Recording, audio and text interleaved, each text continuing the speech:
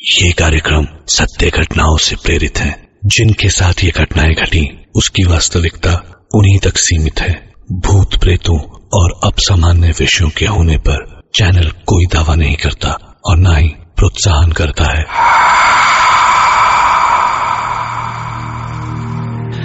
हम इंसानों को लगता है कि हम इस दुनिया को समझ गए हैं। हमने अपनी साइंस से इसकी गुत्थियां सुलझा ली हैं, पर जब भी हम ऐसा सोचते हैं, ये दुनिया कुछ ऐसी नई पहेलियां हमारे सामने रख देती है जो फिर से इंसानी समझ को छोटा साबित कर देती है। क्यों हमें उन पुरानी हवेलियों में जाने से मना किया जाता है? क्यों कहा जाता है कि दिन ढले पुराने कब्रिस्तान वाली सड़क से मत गुजरना? बड़े बूढ़ों की कही सारी बातें मिथ्या या मिथ हैं, या वाकई उनमें कोई राज छिपा हो सकता है? सोचिए। आज हम सुनेंगे कनाडा से इंडिया अपनी पुरानी हवेली में रहने आए रितेश मिश्रा की दास्तान। मैं उन दिनों कनाडा में जॉब करता था। 10 साल हो गए थे मुझे वहां पे। मेरी पत्नी नंदनी और मेरी शादी को 4 साल हो गए थे। हमारा प्रवीण भी 1 साल का हो गया था। विदेश में हमारा मन नहीं लग रहा था। रह रह के अपने देश की मिट्टी बुला ही लेती थी।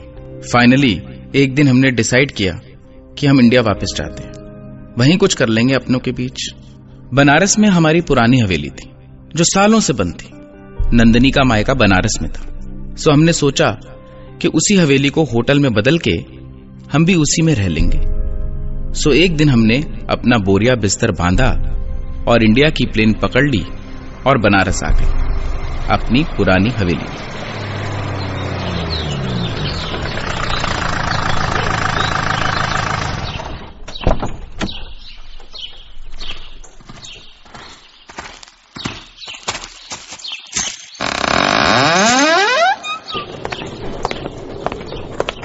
तो कैसी लगी हमारी हवेली तुम्हें? गंदी। उफ, कितनी धूल है यहाँ पे। पर कल ही तो सफाई खत्म हुई है। अब इतनी धूल तो आखिर पूरे इंडिया में होगी, इससे नहीं बच सकती। अचानक से बेसमेंट के ऊपर आने वाली सीढ़ी से 4 छोटे बच्चे लगभग 4 साल के भागते हुए आए। उन्हें देख के हम एकदम से डर गए। बंद हवेली में बच्चे कहां से आ सकते हैं? हम एकदम से शॉक थे। बच्चों रुको, कौन हो तुम लोग और यहाँ अंदर कैसे आए? हम तो यहीं रहते हैं। क्या मतलब यहीं रहते हैं? साफ साफ बोलो, अंदर कैसे घुसे? और तुम्हारे माँ बाप कहाँ हैं? हाँ, हम यहीं रहते हैं हमेशा से ही। चाहे तो आके देख लो। देखो, सच बोलो, नहीं तो मैं तुम्हें पुलिस में पकड़वा दूंगा। 1 मिनट। अच्छा बच्चों, तुम्हें पता है यहाँ बाथरूम कहाँ है? हाँ, आइए ले चलते हैं। तुम बाद में लड़ लेना, मैं इन बच्चों के साथ बाथरूम होके आती हूँ। प्रवीण का डायपर भी बदलना है। तुम फिजूल में परेशान होते हो। कोई दरवाजा कहीं खुला रह गया होगा, बच्चे ही तो है। हाँ तुम हो, आओ, मैं जरा बाहर देख के आता हूँ। बच्चे नंदनी को बेसमेंट में किसी बाथरूम में ले गए। बेसमेंट में बाथरूम होगा ये सोच के थोड़ा अजीब लगा, पर पता नहीं, मैं हवेली में इससे पहले कभी आया नहीं था तो शायद हो भी। मैं बाहर आ गया। मुझे लगा कुछ एक चीज खरीद ले आता हूं। मुझे आने में कुछ आधा घंटा लग गया। वापस आया तो नंदनी अभी आई नहीं थी। मुझे लगा काफी टाइम हो गया नंदनी को गए हुए। नंदनी, नंदनी, नंदनी। हाँ आई। कहाँ गई थी तुम? बस नीचे, वो बच्चे यहीं पास के थे, चले गए। पता नहीं कितने कमरे हैं इस हवेली में। 18। अरे तुम्हें कैसे पता? ये बिल्ली ये कहां से आई? अरे कितनी डरावनी है। क्या क्या है पता नहीं इस घर में। वो टीनी है, यहीं रहती है। तुम्हें कैसे पता? कैसी बातें कर रही हो? मुझे कुछ भी तो नहीं। वो ये सब मुझे उन बच्चों ने बताया। और ये प्रवीण इतना चुप क्यों है? सवेरे से इतना रो रहा था, अब इसकी आवाज भी नहीं निकलती। जरा देखूं तो। पास मत आओ। ठीक है वो। ये क्या हो रहा था नंदिनी को? कुछ तो बदल गया था। ये बच्चे, वो बिल्ली, कुछ समझ नहीं आ रहा था। मैंने उसके ना बोलने के बाद भी जाके प्रवीण के माथे पे हाथ रखा। बर्फ से भी ठंडा था वो। मैंने नंदिनी का हाथ पकड़ा कहने के लिए कि जरा देखो उसे, पर नंदिनी का हाथ भी उतना ही ठंडा था। मुझे लगा कि शायद मेरा हाथ ही ज्यादा गर्म रहा होगा। नंदिनी ने बोला, तुम थक गए, बैठो, चाय बना लाती हूँ। पर चाय का सामान कहाँ है? नहीं है, मैं तुम्हारे पीछे ले आई थी। 2 दिन तो जैसे तैसे कट गए। मैं हवेली के काम में काफी बिजी था और इसलिए हवेली में कम रहा। नंदिनी का बर्ताव कुछ अजीब होता जा रहा था। मुझे समझ नहीं आ रहा था कि क्या। उन बच्चों का घर में आना काफी बढ़ गया था। नंदिनी पूरा दिन उनके साथ बैठी रहती, पर सबसे अजीब बात तो ये थी कि उसने घर से निकलना बंद कर दिया था। वो जब से आई थी एक बार भी हवेली से बाहर ना निकली थी। जिसने कनाडा से मुझे इंडिया घुमाने के लिए सर में दर्द कर दिया था, अब हवेली से बाहर ही नहीं जाना चाहती थी। नंदिनी, अरे प्लीज चलो ना, आज कहीं बाहर चलते हैं। तुम्हारा मन नहीं करता बनारस घूमने का? हाँ बताओ मुझे। तुम्हारे माँ बाबा भी परसों लौट रहे हैं और मैं सोच रहा हूँ कि प्रवीण को भी एक बार ना डॉक्टर को दिखाई देते हैं। नहीं, कहीं नहीं जाना है मुझे। प्लीज मुझे फोर्स मत करो। और यहाँ कितने लोग हैं, बच्चे हैं, टीनी है, दादी है, और वो सुमित्रा भी तो है। जब तुम दिन में काम से जाते हो, इनके साथ मेरा मन लगा रहता है। दादी, सुमित्रा, आखिर कौन है ये लोग? मैं क्यों कभी नहीं मिला इनसे? और कहाँ रहते कहाँ हैं ये लोग? तुम किससे मिलती हो? किसके साथ होती हो? नंदिनी देखो, मुझे कुछ ठीक नहीं लग रहा है। तुम फिर परेशान हो रहे हो। मैंने कहा ना। दादी, सुमित्रा, ये कौन लोग थे और नंदिनी इनसे क्यों मिलती थी? आखिर ये चक्कर क्या था? तसल्ली के लिए मैंने बोला, ये जो भी लोग हैं, नंदिनी, मुझे इनसे मिलना है। हाँ तो मिल लेना, अभी तो यहीं थी दोनों। हम तो यही है बेटा, हमेशा से यही थे। कौन है ये नंदिनी? और क्या मतलब हमेशा से? अरे ये दादी है, ये यहीं रहती है पास में। तुम नहीं होते थे तो मेरे पास आके बैठ जाती थी। काफी अच्छी लड़की है नंदिनी, हमारा भी मन लगा रहता है, नहीं तो अकेले। कौन हो तुम लोग? और ये क्या मतलब है कि यहाँ रहते हो? ये मेरी हवेली है, यहाँ कोई और नहीं रहता।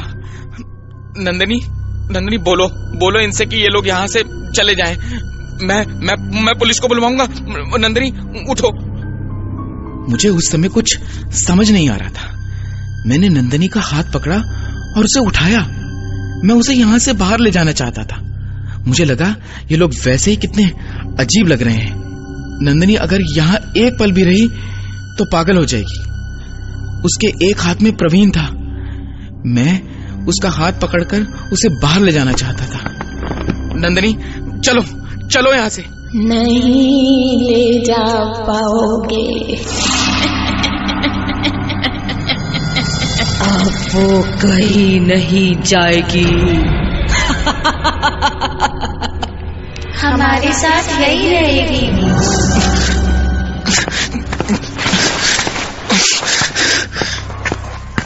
रितेश रुको, मुझे कहीं नहीं जाना। रितेश। उसके बाद कुछ ऐसा अजीब हुआ जो कि आज भी मैं विश्वास नहीं कर पाता। मैं जैसे ही नंदिनी को खींचकर बाहर के दरवाजे तक लाया, वैसे ही अचानक उसका हाथ मुझसे छूट गया। मैंने पलटकर देखा तो वो प्रवीण के साथ अंदर वाले दरवाजे पे खड़े थे। मेरा सर चकरा रहा था कि आखिर ये हो क्या रहा था और ये हो भी कैसे सकता था। It's not possible. तभी एक आवाज आई, भगवान बम बोले, बेटा, हवा को नहीं पकड़ते, वो कभी हाथ नहीं आती। आप कौन हैं? मेरा नाम परमहंस है। मैं एक योगी हूँ। जिस सवाल को लेकर तुम परेशान हो, उसका जवाब है मेरे पास। मैं बाहर आया, बाबा वहीं खड़े थे। एक अजीब सी शांति थी उनके चेहरे पे। मैं उनके सामने रो पड़ा। मैंने कहा, बाबा, ये क्या हो रहा है? क्या गया है नंदिनी को? और अभी जो ये हुआ। बेटा, सत्य वास्तविकता से भी ज्यादा भयानक है। मैं जो कह रहा हूं उसे ध्यान से सुनना। बेटा, तुम्हारी पत्नी और बच्चा अब जीवित नहीं है। उन्हें मरे 4 दिन हो चुके हैं। क्या कह रहे हैं आप? आप भी उन औरतों की तरह पागल तो नहीं है? अभी तो नंदिनी मेरे साथ थी। जाइए यहां से। जो तुम्हारे साथ थी वो तुम्हारी पत्नी नहीं, उसकी आत्मा थी। तुम्हारी पत्नी को भी नहीं पता कि वो मर चुकी है, ना ही उसे पता चलेगा कभी। तुम्हें इस हवेली के बारे में कुछ नहीं पता। बहुत साल पहले यहाँ पे 3 बच्चों को उनकी माँ से अलग करके निर्दयता से मार दिया गया था। पर उनकी आत्माएं आज भी इस हवेली में है। जो कोई भी औरत इस हवेली में जाती है, वो बच्चे उसे अपनी माँ समझकर मार देते हैं। और सबसे बड़ी विडंबना ये है कि इस हवेली में जो मरता है उसे भी नहीं पता होता कि वो मर चुका है। वो हमेशा इस हवेली का होकर रह जाता है। वो बूढ़ी औरत और उसकी बहू के साथ भी यही हुआ था बेटा।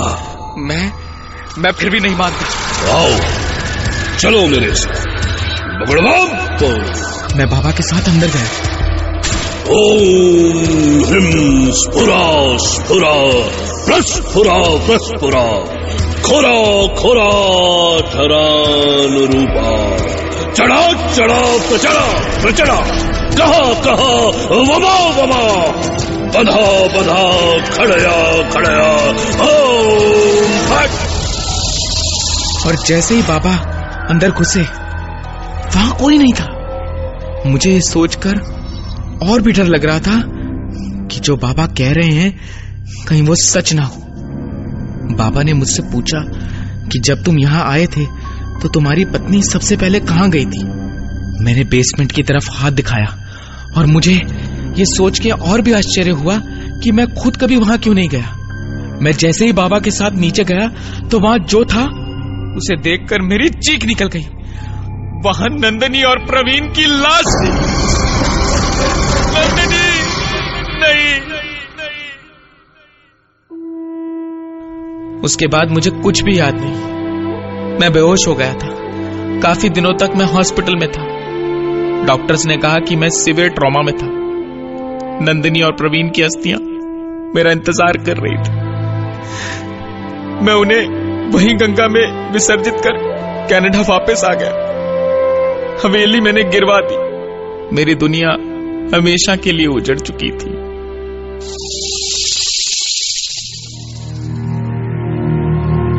सवाल है कि जो कुछ रितेश ने बताया वो कैसे मुमकिन हो सकता है।